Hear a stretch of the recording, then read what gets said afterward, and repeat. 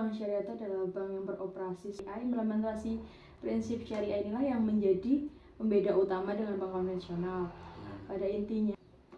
Lalu ada prinsip-prinsip perbankan syariah. Yang pertama itu ada keadilan, yaitu berbagi keuntungan atas dasar penjualan real sesuai kontribusi dan resiko masing-masing pihak.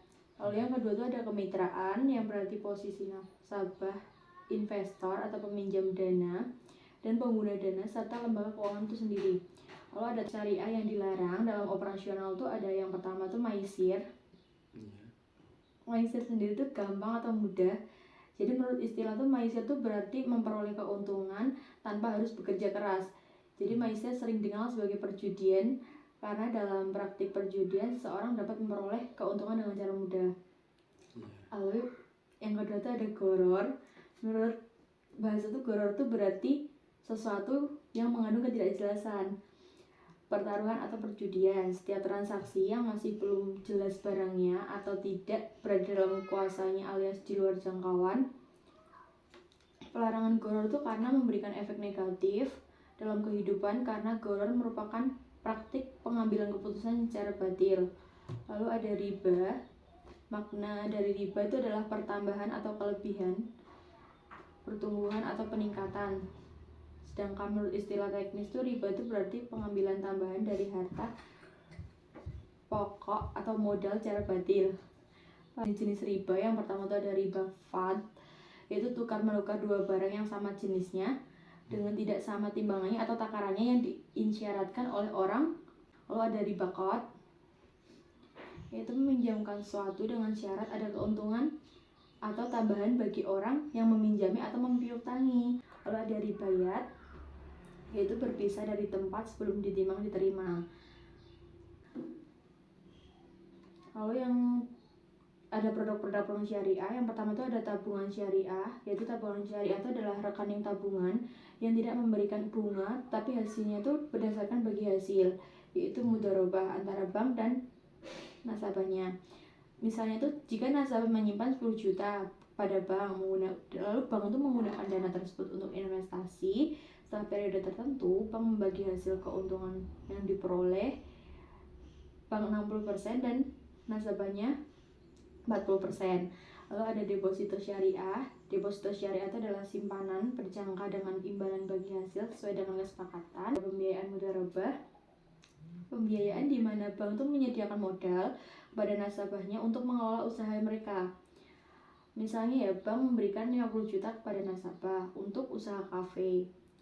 Setelah usaha berjalan, keuntungannya dibagi 70% untuk nasabah dan 30%-nya untuk bank. Lalu yang selanjutnya ada pembiayaan murabahah. Pembiayaan murabahah itu pembiayaan jual beli di mana bank membeli barang dan menjualnya kepada nasabah dengan margin keuntungan yang sudah ditentukan. Misal nasabah ingin membeli mobil senilai 200 juta. Bank itu membelinya dan menjualnya lagi kepada nasabahnya dengan harga 250 juta.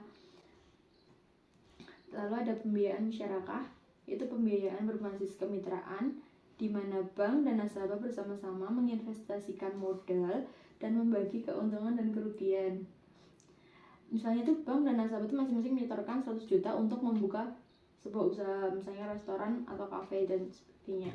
Lalu kartu pembiayaan syariah, yaitu kartu kredit yang menggunakan prinsip qard, yaitu pinjaman atau ujrah dan tidak mengenakan bunga. Misal nasabah menggunakan kartu syariah untuk berbelanja dan dikenakan biaya layanan tetap untuk setiap transaksi tapi bukan bunga. Lalu ada mekanisme akad-akad bank syariah. Yang pertama itu ada wadiah. Wadiah itu sendiri itu akad penitipan barang atau uang untuk menjaga keselamatan dan keamanan tanpa imbalan.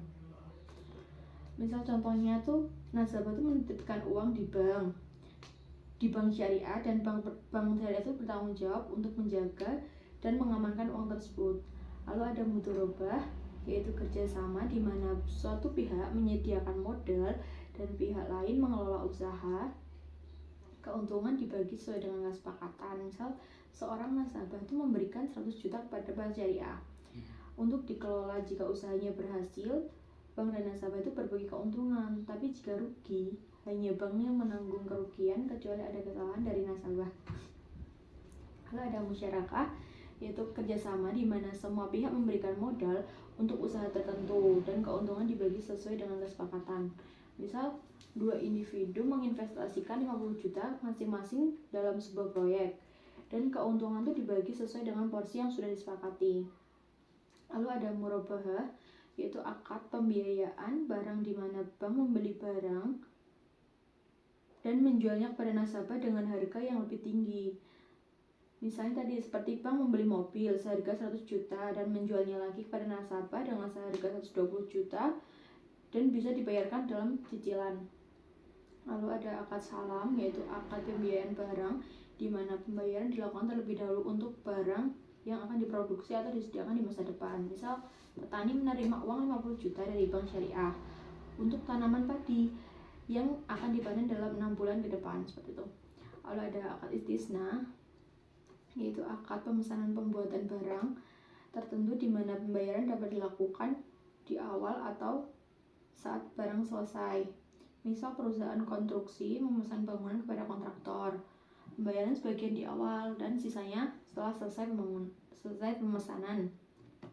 Lalu ada ijarah, yaitu akad sewa untuk menggunakan barang atau jasa tanpa mengalihkan kepemilikan, yaitu nasabah menyewa peralatan dari bank syariah selama 1 tahun dengan pembayaran sewa bulanan.